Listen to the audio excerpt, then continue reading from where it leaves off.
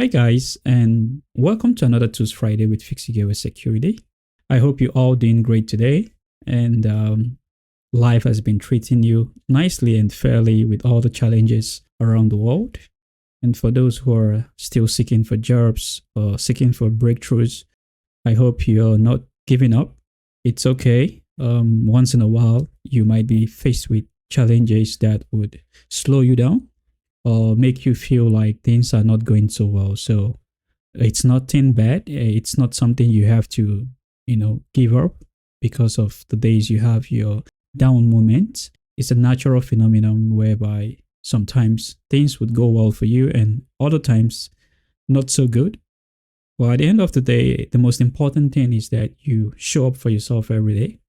Make those calls, even if you make mistakes in those calls. That's what makes you human, okay? Sometimes we overthink certain situations like, what if I make this call? How is this person going to see me? Am I going to appear too desperate? Am I going to appear too forward? Or other times you might also think that, okay, let me just relax a little bit. Maybe it's going to show them that I am not that interested. So they will be the one, seeking for me in terms of if you're seeking for a job position or other important aspect of your life that has to do with your financial breakthrough. What I would suggest to you is that just follow your heart. If your heart tells you to make that call, please do make that call. And if your heart tells you to be a bit patient before making that call, be a bit patient. But at the end of the day, the most important thing is that always make a move, okay? Always make a move because you're not the only smart person out there. There are tons of people smarter than you and also have the good luck charm. So these people, as we all know, they do not need to work as hard as you do. They are very fortunate. I would call them the lucky stars of the universe because they just need to wish for something or just put a little effort and get maximum results. While other people would need to work twice as hard to get the same result. So if you know which category you fall in, make sure you build your momentum based on your own category. So that being said, it's a way of encouraging you as well, not to quit on yourself, okay? So don't have doubts, even if things are not going so well. Someday you're going to be smiling and it's going to be a good news for you, okay? So on this week's episode, we'll be discussing, as we rightfully published on our X platform and LinkedIn page, that we would be talking about technical report writing as a bug bounty researcher or penetration tester. Technical report writing in this field is very crucial that you should know as a cybersecurity professional. And most resources out there, honestly, which have come across, do not really, make this clearer for newbies or those who are already in the profession on how to write a clean technical report. So the word technical means it has to do with the practical approach or practical findings when you are conducting a vulnerability research or when you're conducting a penetration testing, depending on the field you found yourself, okay? If you're a freelancer, of course, definitely it will be mostly bug bounty and partly penetration testing. And if you're working for an organization, then it's going to be majorly penetration testing and partly bug bounty. So this report of a thing, it's very important that you know how to write it, okay? You have to learn how to write a clean report, going straight to the point, making it more clear for not just the person reading it, but also the security of the organization internal team that is going to implement these findings, the back end of the application where these vulnerabilities were discovered, to have a proper understanding of what you, the security researcher, has done. That is from the aspect of bug bounty.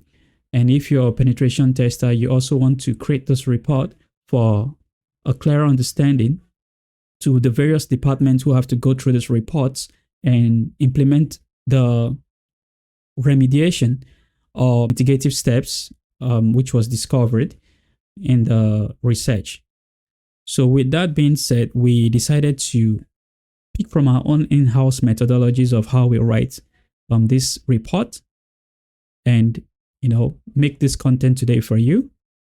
This methodology most times would come with paid courses or paid contents when it comes to cybersecurity and offensive security programs or courses.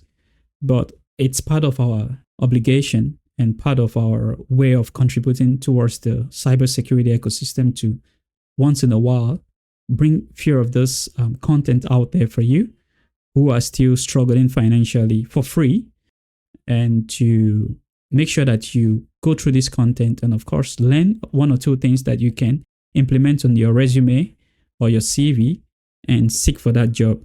And for those who are already working in their various organizations, they will be able to implement these strategies, which will indicate as a sign of improvement in the organization they are working for. So let's now discuss the report. So today we used SQL injection as the foundation or the basics of today's report demonstration. So here, one of the first things you want to do is whenever you're writing a technical report, you want to ensure that the report you're writing has a good title. Okay? There's a saying that goes by that from the cover of a book, you can always know what the content of the book is all about. Okay?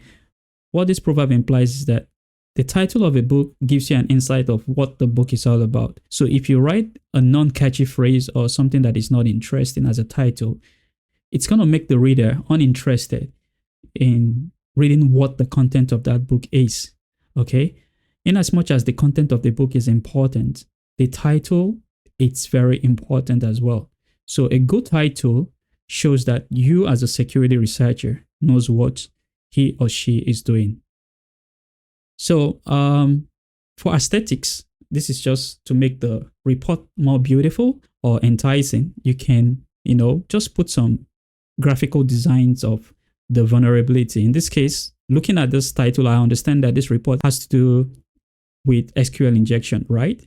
So for you, you can decide to put any design, not necessarily this design. You can decide to put whatever graphic designs you find catchy that you feel would make the report more attractive or beautiful in this cover page, of course.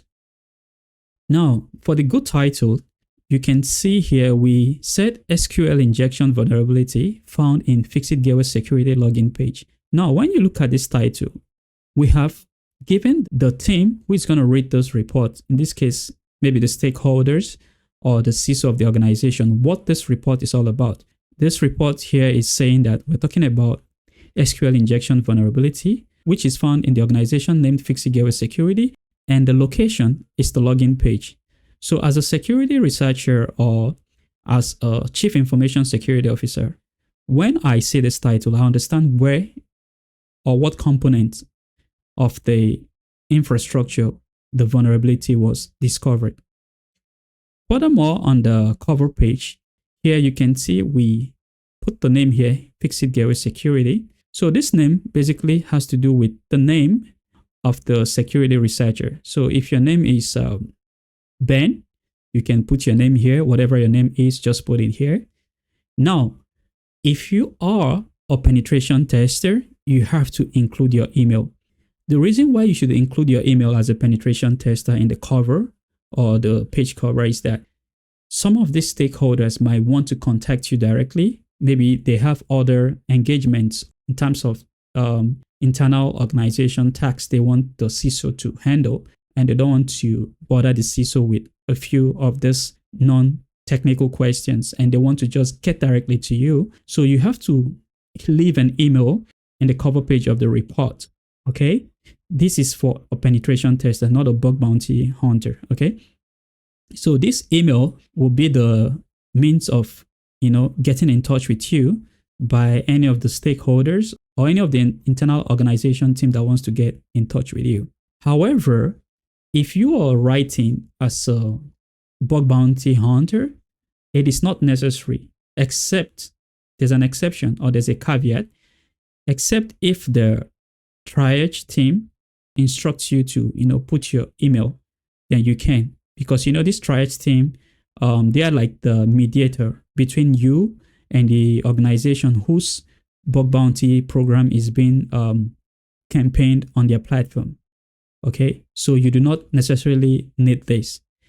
However, the most important part is that you have to include your ID. So this ID can be the ID, or this ID must, not can, sorry about that. So this ID must be the ID of the platform you're hunting on. So for example, you can see here we said FIXITGEARWARE at integrity.me. So this is just a sample of the ID of the platform Integrity if you're hunting via Integrity platform. So as a bug bounty hunter, you have to specify this ID. The essence is that whenever the triage team is checking through the logs of the organization's firewall or whatever security team that is responsible in tracing this information, they have to, go through the security headers, the header information, not the security headers. They have to go through the header information to understand if this ID was included, and as a way of them, expediting the triage process of the report that was submitted by you. So once again, if you're conducting a penetration testing, you include your email, ignore the ID. Of course, your name has to be there. If you are conducting a bug bounty research, then ignore this email, except if the triage team instructs you to put that, but this ID has to be included. Now, if you still look at this cover page, one of the information here was missing. Now, you might be wondering, what's the information? It's the date of submission. For every report, be it a bug bounty report, be it a penetration testing report, always include the date which the report was created, which also indicates the date the report was submitted. The reason is that for future reference, okay, for a penetration tester, you want to have a reference manual. If you have subsequent updates in terms of other reports you will be submitting to the organization, there will be situations whereby you will omit certain information, right? So you can always reference them back to the previous report which you have submitted, of course, has the date, and they will go through that various files they have gotten from you to check which of the report has the date that was, specified in the back and forth follow-up conversation which you've had with them to trace the report. That being said, let's move on to the table of content. Now, when it comes to table of content, okay, the table of content for every report you're writing as a vulnerability researcher, be you a penetration tester or bug bounty hunter, it is very important that your report has a table of content. You might be wondering, why should you have a table of content? This is because when it comes to a report, not just the stakeholders has to read this report, the Chief Information Security Officer would read this report. The penetration testing team of the organization whose platform you're hunting or pen testing will read this report. Now, stakeholders might have the opportunity to read the entire content of this report. The Chief Information Security Officer would also have the opportunity to read the entire report. However, when it comes to defenders team or the internal organization's penetration testing team, they would probably have a lot of vulnerabilities reported to them daily, right? So these vulnerabilities has to be fixed immediately they have been received, because these organizations don't want to expose these, vulnerable endpoints to the public, whereby a malicious hacker can take advantage of these vulnerabilities, right? So what do? They will go through the report and look for some key points or some titles that has to do with the vulnerability and, of course, the remediation. They will not have the time to go through 1,000 reports. They might just be interested in what was discovered, how it was discovered, and the mitigation that was suggested.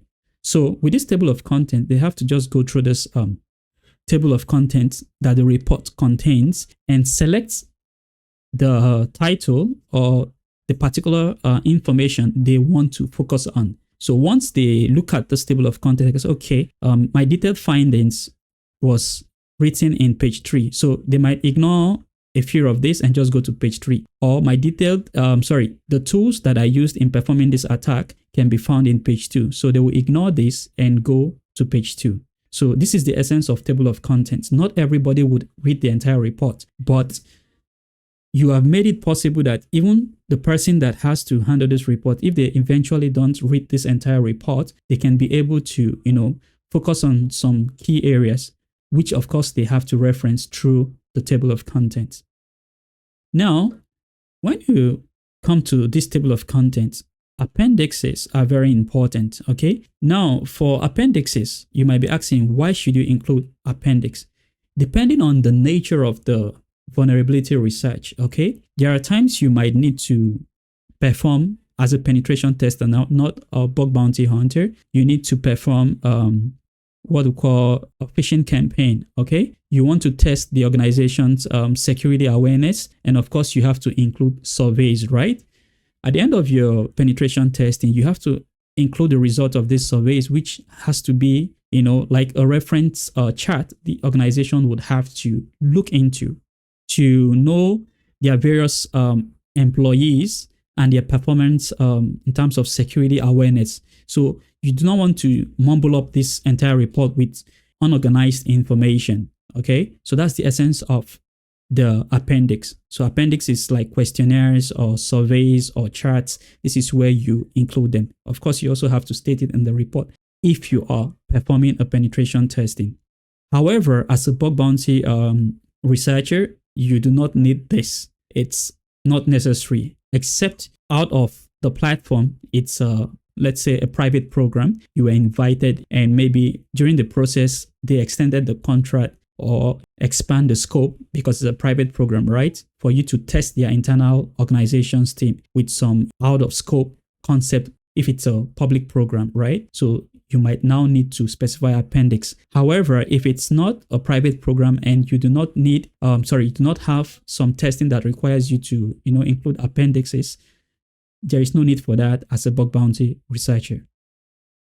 Now, still on the table of contents, you can see the format here. First, you have to specify the title of the report. Remember, keywords are very important. The keywords here is the vulnerability, the organization, and the location of where the vulnerability was discovered. Make it short, make it simple, and always hit the bullseye. Now, the second hierarchy in the report should be the executive summary. So the executive summary here would tell much about the vulnerability, but in a very, very short format, okay? Just focus on that, okay? Don't make it too elaborate. Don't start talking too much in terms of text, make it short. And this will be showing you in the subsequent explanation. Then thirdly, list of tools and brief information. So here after you've spoken about the vulnerability and summarize everything about the vulnerability, you have to list the tools and brief information about the tools that you used during the process. Now, methodology and approach. You also have to describe how you conducted this pen testing or bug bounty program vulnerability research. Okay, your method has to be straightforward as well, so that the researcher would also replicate that methodology and see how they can discover that vulnerability. Next is your attack vector. So after you have described your methodology, you also want to describe your attack vector. So how did you carry out the attack? Remember, do not conflict methodology and attack vector. These are two different processes. And we will be describing to you as we explain this further in this report why they are different. Then next, you have to also summarize your detailed finding. Okay, so your detailed finding will be what you discovered. Then after your detailed finding, you also have to specify the proof of concept. So which of the codes that you were able to use to discover this vulnerability. It's very important that you display this proof of concept as well. Then after you have described your proof of concept, you have to state the CVSS score reference and documentation. So they have to understand what is the severity in terms of critical, high, medium, low, or informative. Okay, so these are very important that you state it. Then of course you conclude your research by what we call impact. Okay, So conclusion doesn't mean like you're ending the report. No, conclusion is what you could deduce from the research you conducted. Okay, some organizations would prefer you use the header title as conclusion, while others would prefer you use the word discovery, while others will also prefer you to use the word security findings. Others also would prefer you use the word impact. So it depends on convention. But generally, when you're hunting for a bug bounty, you should use the word conclusion or impact. Okay? You use the word conclusion or impact when you're hunting for a bug bounty program on a bug bounty platform. So remediation is like a fix or solution or how to resolve this issue. Okay? So you have to state this while you are performing this action so that the person who is going to go through this report would know the actions they need to take to fix this loophole of vulnerability that was discovered. Now, after pulling through all these steps, you have to specify other references. So other references can be articles and sources that you got the information in writing this report. But there is a caveat which we will be discussing with you and showing you some tricks that is very important in writing your reference, okay? Because we want you to excel in whatever you do. And at the end of the day, understanding how to write a clean reference is very important, not just to, up your skills, but to also give the organization or the company you're pen testing the confidence that you know what you're doing. Okay, organizations want to have this concept that the person they are contacting to test their infrastructure knows what they are doing because they have to pay you, right? So nobody wants to pay someone at the end of the day they don't get their money's worth of value. So that being said, let's now describe each of this table of contents we just listed in this table of contents page. First, executive summary. Okay, so for executive summary, you can say it's 2.0, and of course it's in the page number that was indicated, right, in page 2. Okay, now if you look at the executive summary, it is short and straightforward. Avoid writing jargons. Avoid explaining way too much. You don't want to make your report boring, and you also do not want the person who is going to read this report get offended. Like, this person is just talking way too much. Can you just scrap this report and give me something else? Now, I will show you a trick on how to write an executive summary. If you look at this report right now, before we read it, you can see these words highlighted in red ink in red text. Okay, I'll be explaining this to you. But before I do that, let me read this out for you to understand. Now, the executive summary here, we said a time-based SQL injection vulnerability was discovered in the user's login form of FIXITGEARWARE-SECURITY. This vulnerability affected the user's input field of the login form. When a simple payload and the rest of the payload information was injected, the page became non-responsive for 5 seconds. This indicates that I could increase the sleep time and inject the payload in the affected component, resulting to the form not being available to a legitimate user until the time specified in the payload has expired. Now, going back to the executive summary, you can see the keyword here is that time-based SQL injection is the vulnerability that we discovered, okay? So whoever that is reading this report has it at the back of their mind that we are talking about time-based SQL injection. Then the location, we said, is the user login form of the organization. Of course, this tells them that it is their own organization, right? Then when I say this vulnerability affected which part of the form, the user's input field, okay, of the login form. So now they understand that we have discovered a time-based SQL on their login form and in the specific location, user input field, okay? Then how did we prove that this was a time-based SQL? We specified the payload. Here you can see we say sleep 5. Of course, when you say sleep, you understand that this is like sleeping the database, right? And this is the payload we injected, which was able to sleep the form. And the location, of course, is the user input, right? Then we discovered that when we injected this, the payload made the form not to be responsive for a period of 5 seconds, okay? Then to be sure that we know what we're doing, we said this means we could increase the sleep time. So means that I'm not just testing this payload that was injected in the form for only 5 seconds. I was able to increase it to 10 and also tested it and discovered that, okay, in 10 seconds, we also impacted the form, right? And we now went further to say the form was not available to a legitimate user. So now after we injected the payload, we tried to access the form from our browser as a legitimate user, and we discovered that we could not access the form for that period of time which we slept the database. Now, after the time has elapsed, we're able to access the form again. So when this person reads this executive summary, they do not only fall in love with the report, but they understood what is happening on that particular component that is vulnerable. So to be able to have a much more deeper understanding, they can now proceed further to read other parts of the report to see how you got this vulnerability or how you discovered this vulnerable component on their platform. Now, when it comes to list of tools and brief information, this part is very important as a penetration tester.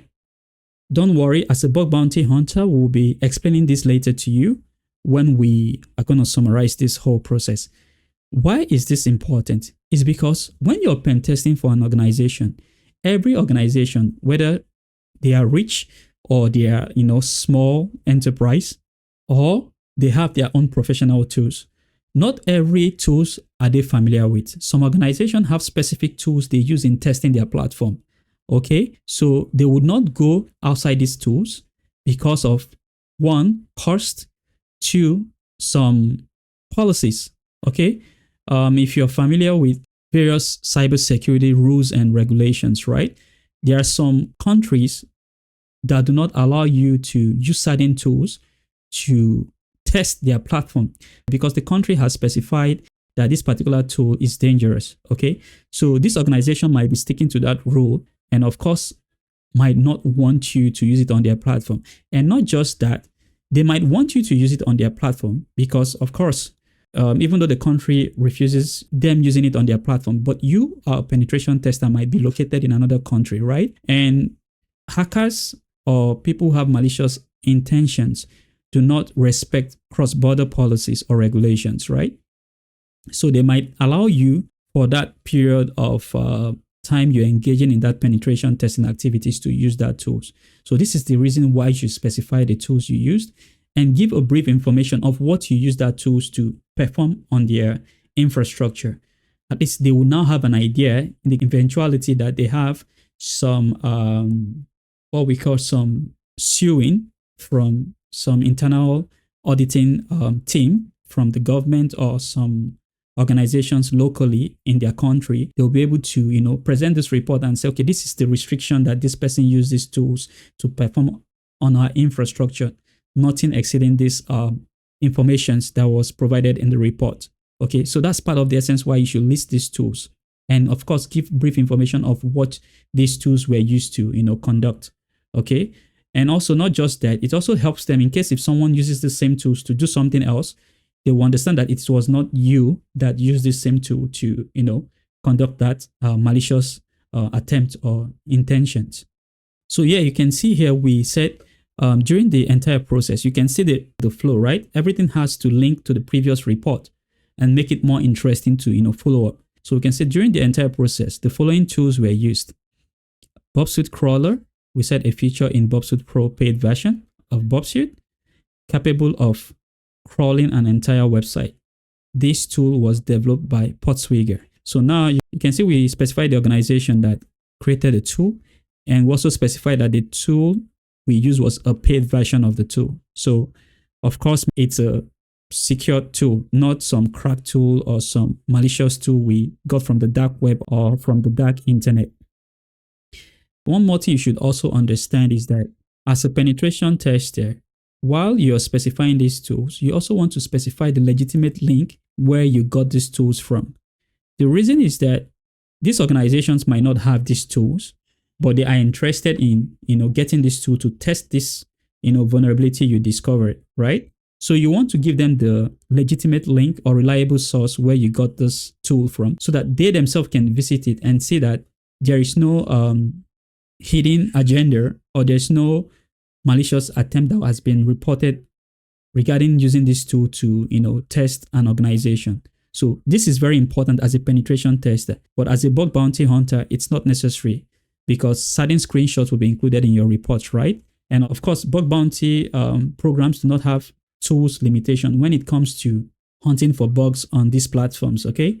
The only limitations you might be experiencing is based on out of scope or in scope in terms of domains that are allowed to be tested, in terms of number of requests to be sent per second. So these are just the common limitations you might be facing as a bug bounty hunter. But for a penetration tester, it's different, okay?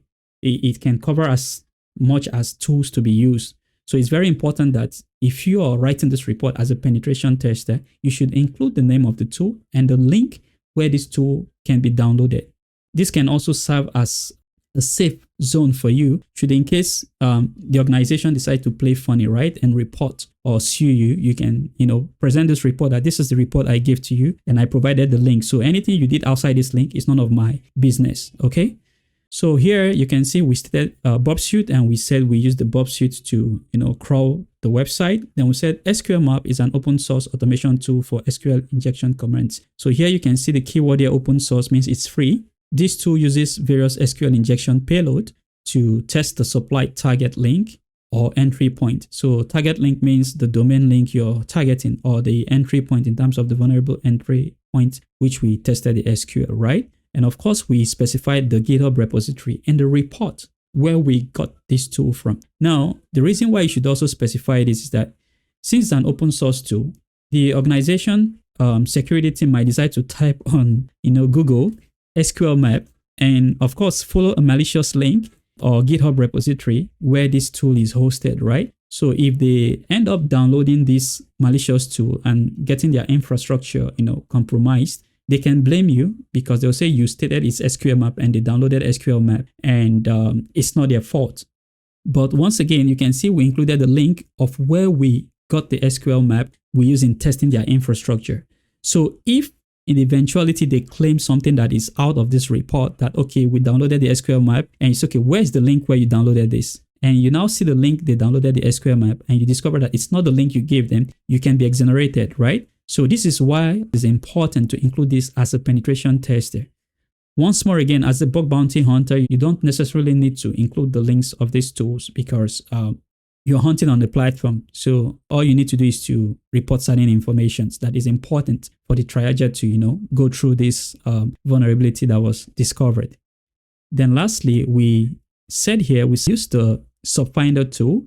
So we said it's a tool used in performing active and passive recon.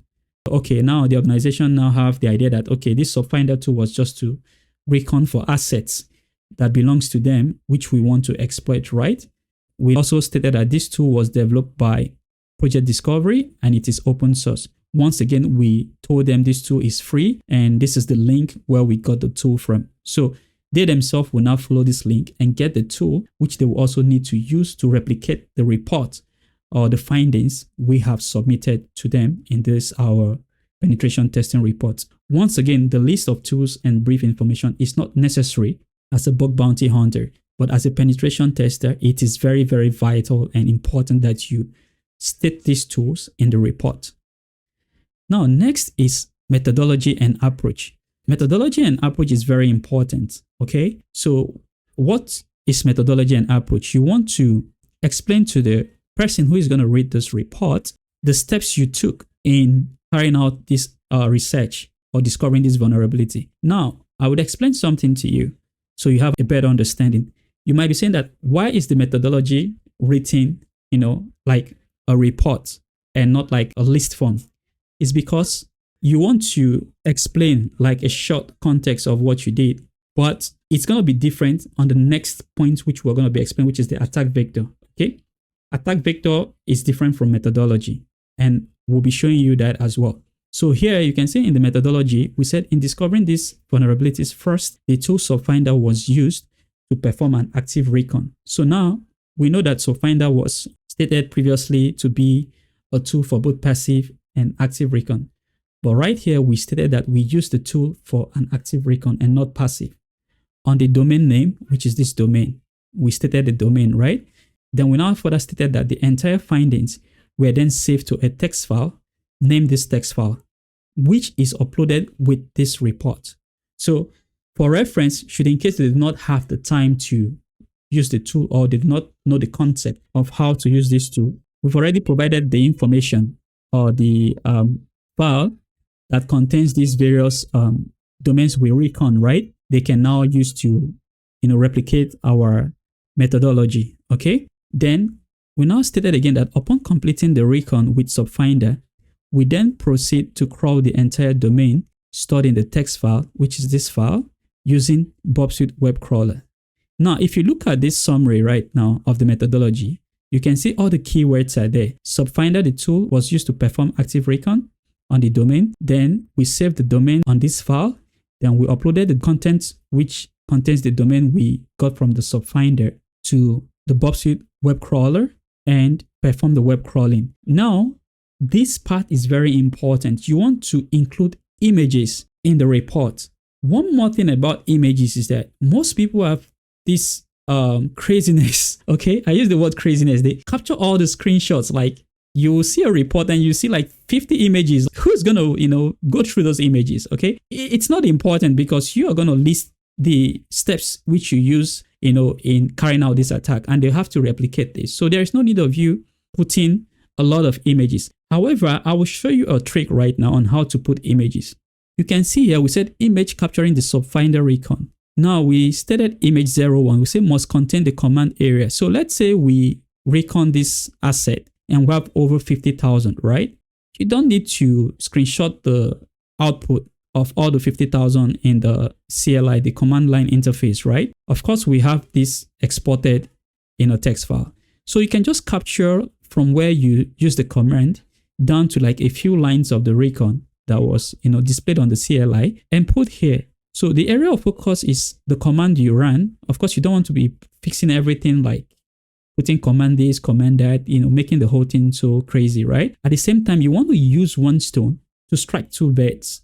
Okay, first you want to show how the recon was carried out, and also you want to indicate in the image the command you used in performing the recon. So with this single image, you have achieved that. Okay, now on the second image here, we said image capturing the Bob web crawler. Okay, here we said image 2 capture domain crawled inclusive the vulnerable domain. Now you have to highlight the part that has that vulnerable domain which you have captured. Okay, then screenshot the area. The reason why you should do that is because when the security team or the chief information security officer is going through that report, first they will see a few things, which of course is their domain, your IP address. Of course, if you know how Bob Suite works, the information that is always displayed on the interface, you should know these informations are going to be shown, right? So you capture a few of those information, inclusive of this vulnerable domain, which is the login form, which will be testing the SQL injection, right? Now with that, we have used this single image to kill many birds. First, we have captured our IP address, we have captured the domain, we also have captured the area where the fixitrecon.txt was uploaded, and also highlighting the domain which we picked out to test for the SQL injection, right? So with that image right now, we have spoken a lot of stories. So whoever that is going to read that report just knows what to do. I know this excitement you have, like, okay, you've discovered this vulnerability, you want to show off. It's okay, but don't always have it at the back of your mind that the person reading your report will be as excited as you. Some people can be, they are very cold. They don't have that patience to, be looking at things that are beautiful. They just want you to go straight to the point. Now, the beauty is that even if the person reading this report also is someone who is excited to read more information, they will also appreciate the fact that you were able to, compress everything into a meaningful format. So even if they are reading this report, they understand everything. And if the person also is not the person who is always excited to read too many information, they're also happy that this person knows, what they are doing to make everything, simple and straight to the point. Now, after including this image, you can see that we further demonstrated that when the crawling was completed, we filtered the domain crawled and inspected a few of them. During this inspection, we came across the login page. This is a sample or a dummy data. It's not a valid login page anyway. And then navigated to the domain, which was then discovered to be a login page. Now, this part is also important, okay? you might not know, somebody else or a malicious hacker might have replicated this domain and uploaded it to the, what's it called? The organization web server without their knowledge, okay? And this domain is connecting to an entirely different database. You can see how the report is now making sense, right? You also want to capture the screenshot of the login form so that the organization might be able to see that if this form actually belongs to them or not, okay? So if they eventually see this image and notice that this form is not their form, or they are not aware of this form, it can also help them to, look further to understand which part of the web server this form is uploaded in and to see how it got there, right? So this is why it is very important to always include image if it's a form of the component that was affected, okay? You might be finding this, of course, having the organization's domain, right? But the person has configured this login form to connect to a different database. So even though if you access this, this login form, since it's sitting on the server, it will hit here. But when the data is sent, it will be sent into another database. Okay, so including this, is very important. Now we further describe here that we then decided to test a few SQL injection payloads on the user's input field. So here you can see we highlighted what we did. We said first we tried a few SQL injection payloads on both the user's input field and password input field. Now we specified which part of the form which we tested this SQL injection, right? Then upon injecting the payload, we discovered that the user's input field is able to trigger the injected payload. Then we specify the payload. So you can see how the methodology is all making sense, right?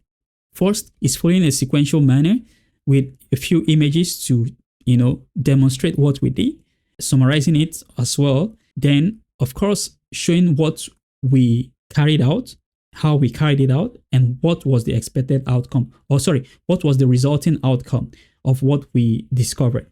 And now, if you go back here, we said it was able to trigger the injected payload, right? And once this was confirmed that the user input field was vulnerable to SQL injection, we proceeded to automate the process using SQL map. Now, the final tool, which is SQL map, we now told the organization that to now complete the entire process of our method, we now finalize this with SQL map. This now brings us down to the attack vector. Okay, so attack vector is different from methodology. So what is attack vector? It's very important to list the attack vector because, for example, if you're conducting a penetration testing and not a bug bounty research on a platform, right? There are some cases whereby you need to, see how cautious the organization employees are in terms of security, right? It might be that you have crafted a malicious link, like a malicious phishing link that mimics a PHP MyAdmin page to get the SQL login credentials, right? That's the reason why attack vector is important, okay? So you want to show how they should replicate this attack, okay? Not necessarily the method like a story. The attack vector has to follow a sequential step of what you did, okay? And it must be in a bullet format or in a listing format, okay? The first thing that you did comes, followed by the next, and finally until you get to the last step you took. So if we go through this right now, you can see in our attack vector, we said the main domain FIXITGEARWARE was picked from the organization's official website. So we have stated this is what we did first, right?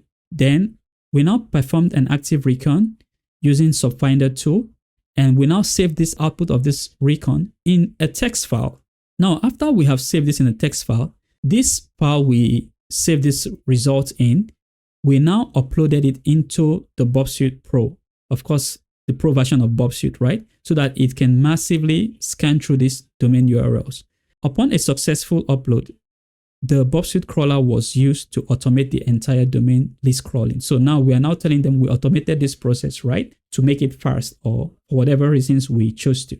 Then after the automation was done, the target endpoint, of course, we have included it in the previous image, right?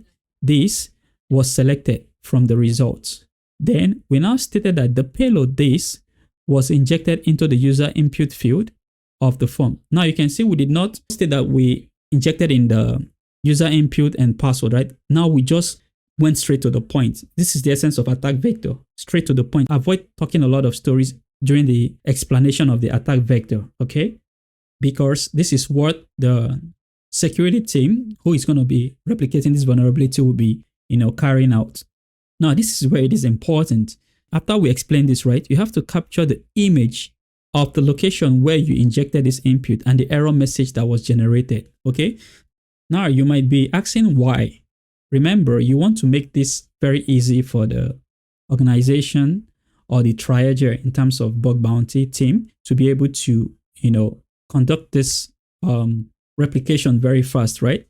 So from this image or screenshot that you've put here, of course, must contain the search bar where this domain link is. So the essence is that this error message will be the area of focus they will be looking out for when they, try to replicate the steps, to be sure that this actually happened, right? So include the image here showing the captured form of the vulnerable domain, okay? Then after you've included this image here, we now stated that then we proceeded to automate SQL injection on the form using the code below. So this code right now is the command we used, okay, to automate the SQL injection, okay? In some cases, this will just be a dummy data or some credentials you have, which will not go deep into that, but you should be able to understand how SQL injection is done. So you might be asking, why did we give this command? It's because we are assuming that the organization, although they have a lot of security teams, right? Their internal team might have a lot of infrastructure they're handling. So the job of the senior penetration tester might not be the same job the junior penetration tester might be conducting, right? And these junior penetration testers, we are very interested in them learning, and not just learning. We also want to ensure that they follow the steps accurately and not ending up, crashing the organization server, whereby they were testing for something else and they, make a mistake that would crash the whole system belonging to the organization. So we are saying that whoever that is going to run this SQL injection codes or commands, this is the commands that we run to generate the POC, which of course is the proof of concept, which we'll be explaining further. So after we have rounded up our attack vector, the next thing we want to do is explain our detailed finding. Once again, make it short. You can see the entire report so far we have been doing, it's all summarized, straight to the point. Do not speak long grammars or, like you're writing a romance novel or something like that. Do not do that, okay? Make it as quick as possible, summarize in a very clean format, and avoid using too high professional grammars, okay? Because stakeholders are not technical. When it comes to cybersecurity, as a penetration tester or as a cybersecurity professional, no matter the terms you use, when I come across these acronyms like POC, NVD, what's it called again? SQL, or Structured Query Language, right? CIDR, RCE, which is remote code execution, right? I know all these terms, right? But a stakeholder, someone who owns the company, do not have idea of what these terminologies are. So writing these terminologies in the report is not only causing problems, but also put you in a situation whereby you might not be consulted in the future to test their platform. So avoid those technical terms. Write it as simple as possible. Even me as a security researcher, when I read this report, it still looks technical to me. And even if I pass this to, let's say I have to submit this to a higher authority, if they still read this report, it's still clear to them. So there's no confusion. There is nothing confusing here. Everybody can view this transparency in the report that was submitted. That's the essence of not writing too technical terms when creating a report. Be you a penetration tester or a bug bounty hunter. So this applies to both parties involved in this vulnerability research process. So now you can see on the detailed findings here, we say upon injecting the SQL codes using the SQL injection automation tool, you can see what we did here, detailed findings, right? The keyword here, always use keywords. And heading back to the browser to refresh the domain, of course, we specified which domain we tested this, right? You can see we still specify this domain. We discovered that, so this is what we discovered, of course, finding, right? You can see the terminologies here. The browser keeps returning information stating there was an error in connection. So this is another discovery of findings. This is what we discovered, that the browser was returning an error in connection, stating that this form cannot connect to the database, right? Then we also notice that this lasted for a period of 5 seconds. So the duration, of course, was a period of 5 seconds. We now still stated what we did next after we discovered this. We said we then reviewed the SQL map scan results and discovered that a specific payload was able to trigger the SQL injection. Now, this is another findings. You can see in details, we said this is what we discovered. A specific payload, you can see detailed, straight to the point, was able to trigger this injection. Now, furthermore, to expatiate or to expand our findings, we said to confirm the validity of this payload. You can see here the keyword to expatiate, to confirm that this is actually a vulnerability, right? We then proceeded to increase the time to 10 seconds. Now, we are also expressing what we did to, obtain these subsequent findings which we got. So we now discovered that the domain once again timed out for a period of 10 seconds, another findings or another discovery. Then each time we increase the time duration of our payload. Now let's say we shifted from 10 seconds to like 15 or 20 seconds. We now discovered another finding that the connection remains unavailable for the time duration specified in the payload. Now we have made it clear to them that we tested for 5 seconds. We got the error timeout. We tried it for 10 seconds. We got the error timeout. Now we tried other subsequent time frames, which we did not specify in this report. But at the end of the day, those time frames which we specified, the form was rendered unavailable for that period of time. Now we have given them a detailed discovery of what we did. The person reading this report now has the understanding that during that period in time or duration specified, as long as that time frame is within the payload, the form will become unavailable to anybody who is trying to access that form.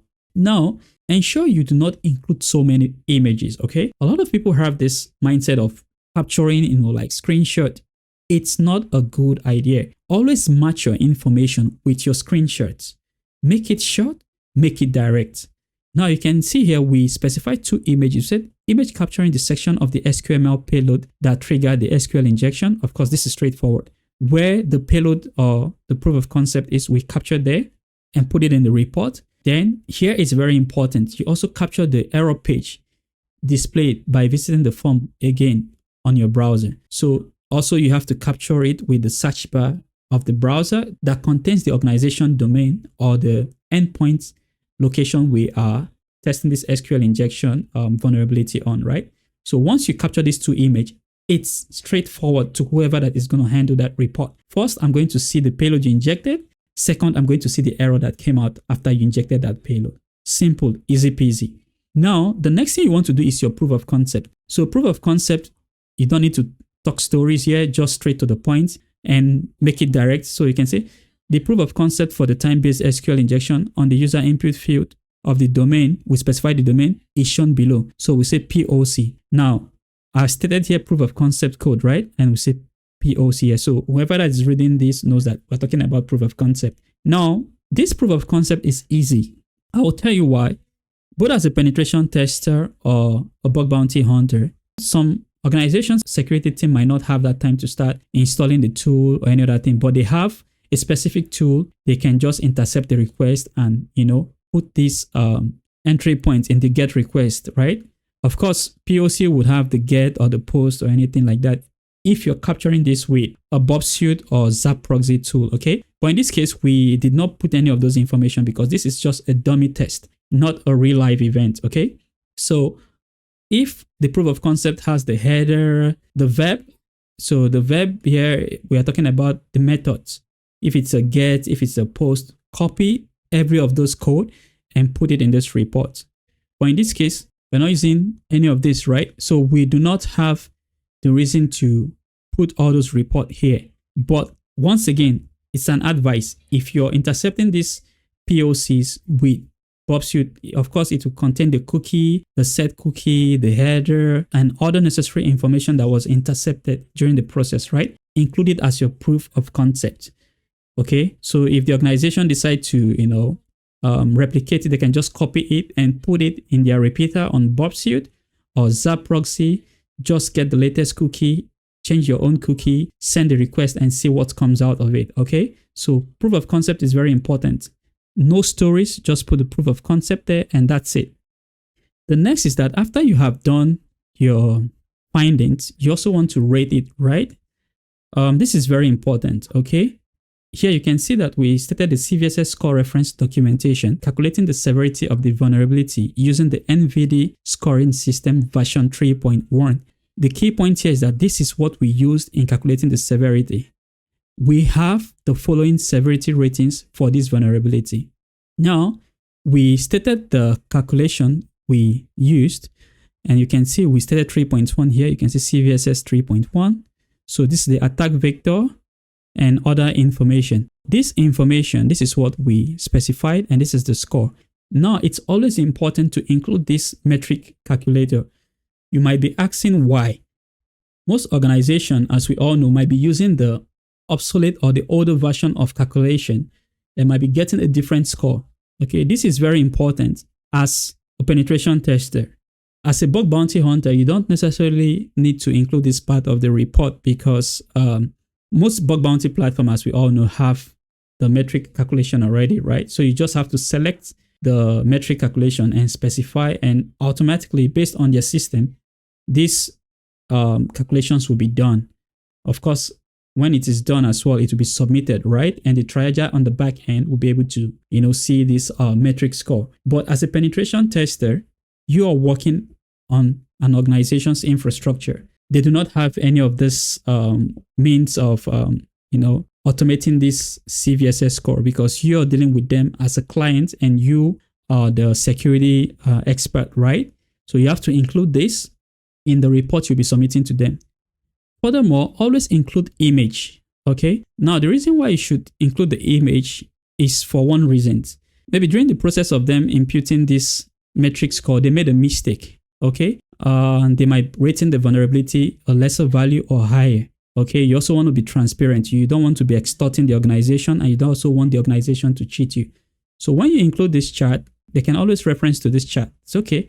Mr. Benedict, added the chart for us in the report. Let's check if we made any mistakes. So once they refer to this chart and to their own calculation and it tallies, it also makes them feel more happy and also make you more trustworthy in whatever information you give them. And as you can see, we stated here the National Vulnerability Database score for this vulnerability.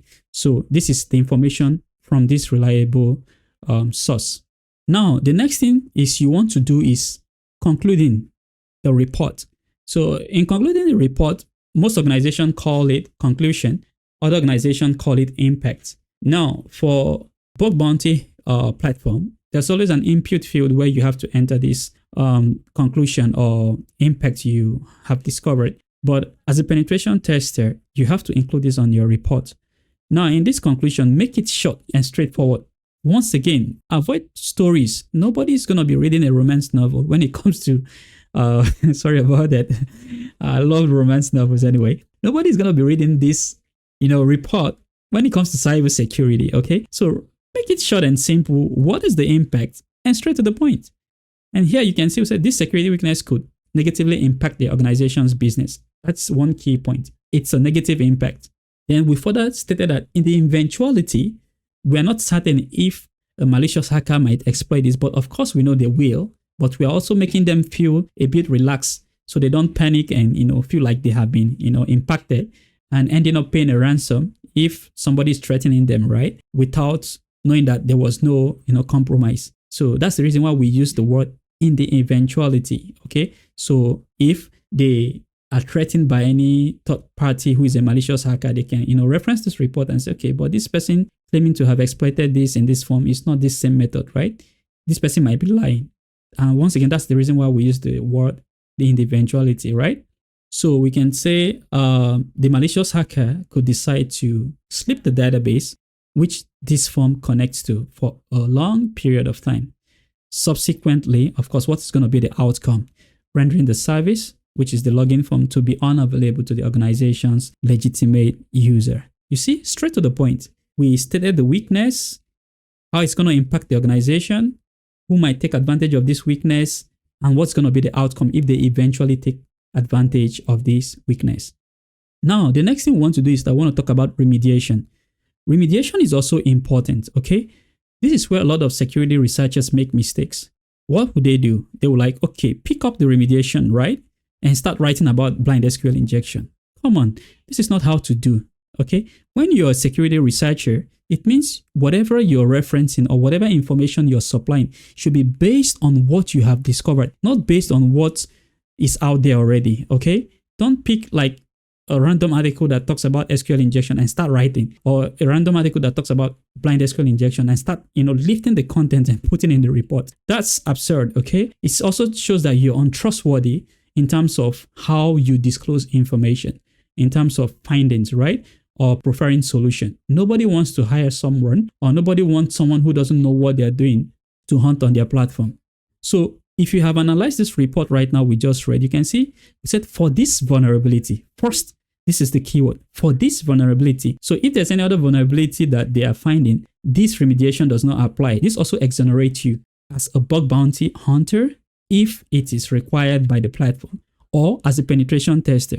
So if they apply this security fix on any other vulnerability outside what you have specified and something eventually happens to their infrastructure, it's none of your business, okay? So always be technical and be smart.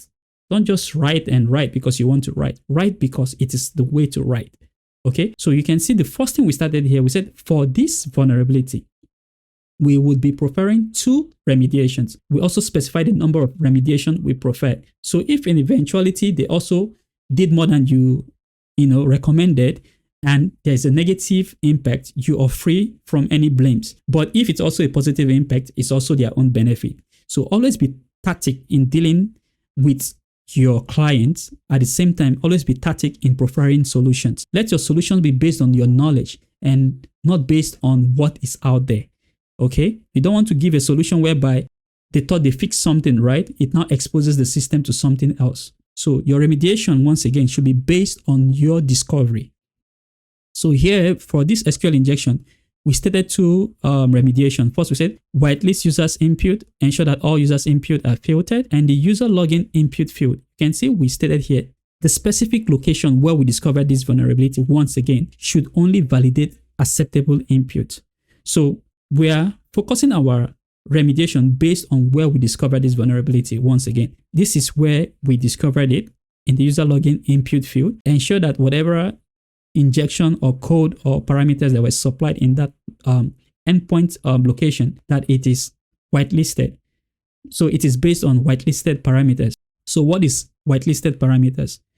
Whitelisted parameters are parameters that has been implemented in the firewall or the backend of the application to go through that application. So anything that is not within the specification or that is not whitelisted, of course, means it's, blacklisted, right? But not blacklisted actually, because blacklisted also means it has a list, right? But we are not talking about blacklisting here right now. We're talking about whitelisting. So anything that is outside what is specified in this list, do not accept it. So if the user, using that one or whatever payload, that is not whitelisted, then the form will reject it. Okay. And whitelisting is a good way or is good security practices in restricting SQL injection, because now you have specified what that form should accept. So anything that is outside whatever that is specified there is just a waste of time. Then the second remediation, if of course they have implemented this whitelisting input and tested again that this still exists, then they can also implement additional security features such as escape all users input. So here we stated that all inputs entered by the user in the username input field. Once again, our remediation is based on the location where this vulnerability was discovered. We ensure that they are to be treated as data and not executable codes. So we know SQL injection is an injection code, right? So once we treat them as data, so even if the users injected this in that input field, it will see them as data and not execute those code. Okay, so we are suggesting to them that they should implement such security remediation. Then we also went further, like a word of assistance. We say this can be achieved by escaping the characters found in the information entered by the user in the username input field. Once again, we stated where these characters are to be escaped, okay, or where this escape of all users input is to be implemented. By this, we have also protected ourselves and also the organization as well, which we are reporting this vulnerability. So protecting ourselves in the sense that if there is any plans of false accusation, we can say, okay, this is what we stated in our report. It's not our fault. And of course, if there is no false accusation and they implemented the security mitigation steps accurately, they are also free from any subsequent attack on this endpoint location. Now, the last on this report is other references. Okay, at FIXITGEARWARE-SECURITY, we have a lot of ways we write our references, but generally we want to give you a clue. So when writing these references, these are the 3 points we would give you a clue on how to write it. First, always pick organizations that have been impacted by such vulnerabilities, because you also want to ensure that this organization you're pen testing or submitting this bug report to understand the impact of this vulnerability. Some organizations are lackadaisical in the essence that they feel relaxed, like, okay, we'll look into it. We have other things we can do, but not knowing the negative impact of this vulnerability. They might be busy trying to patch their server from outdated components, forgetting that a hacker can change this SQL injection to expand their attack surface on this organization and of course result into a deeper compromise. So the reason why we always advise you to include other organizations that has been impacted by this vulnerability, so that the organization would see the reason to fix this or treat this as a matter of urgency. So always put 1 or 2 organizations that has been impacted by this vulnerability, of course, high profile organizations. Then on the third reference, you include a well-known organizations that talks about this vulnerability. In this case, we are talking about SQL injection on a web application. So including OWASP information or report on SQL injection, in this case, time-based SQL, not blind SQL, time-based SQL under blind SQL, right? It's important. Okay, so you include that in the report.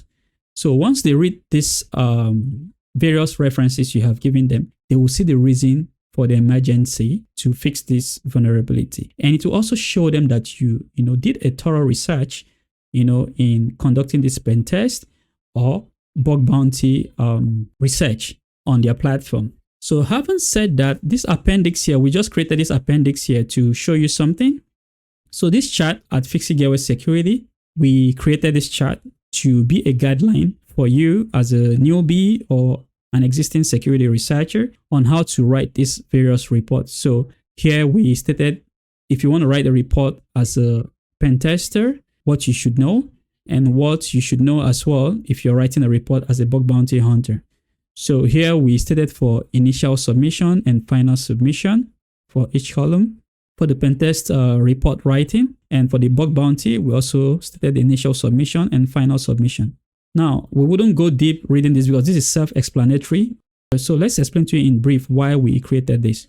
When you're hunting for bug bounty, right? You're not the only one hunting this platform, except, like I said, except you are invited on a private program and it's only you hunting on that private program, which of course is similar to conducting a penetration testing on an organization's infrastructure.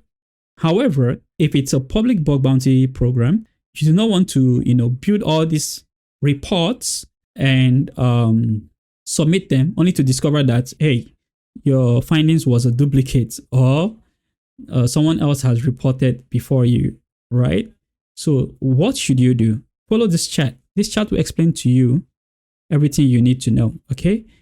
Now for bug bounty, the reason is, again, you submit the most important part of the report, which is your proof of concept, a few screenshots of your discovery, and selecting those charts that were provided, like, okay, what vulnerability is it? The attack vector. Then you put the link, the entry point, and just write a brief summary, right?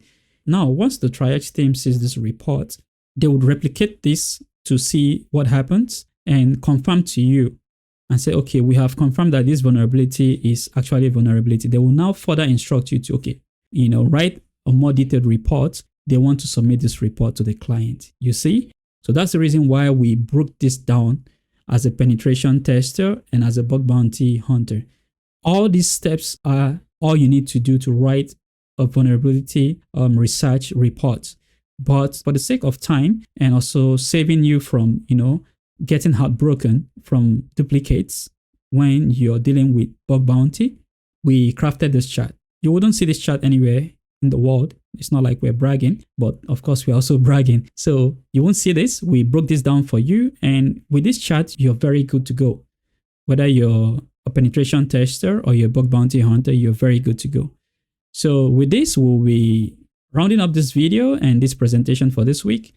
And I hope you all have learned something new. If you find this video interesting, please do not hesitate to give us a like by hitting that thumbs up button, subscribe by hitting the subscribe button, and hit that notification bell so you'll be the first to get notified when next we make another video on Tools Friday with FIXITGEARWARE-SECURITY. Thanks for watching and see you next week. Bye for now. Once again, for this report, this appendix chart will be putting this in the Discord for the Discord family. This is one of the perks of joining the Discord, and we are trying to grow the platform, our Discord, because soon, hopefully, I'll be doing live streaming and you will get to be seeing me once in a while on cam. For those who are worried, like, is this guy a ghost or is this guy hiding from something? No, but soon we'll get there. And so these are the perks, since we are growing our Discord channel and trying to build our Discord family. So if you're interested to get this chat, this appendix chat for your own use, just join the Discord family and you get it for free. For this report, we wouldn't be sending it in the Discord, please. It's an internal organization document or official document, which we're not supposed to disclose to the public, but we're using this as a reference for training. So that's it. And I hope you all have a good time in life. Enjoy your weekend, spend time with your loved ones, touch grasses, and of course, always hunt for bugs. See you and bye.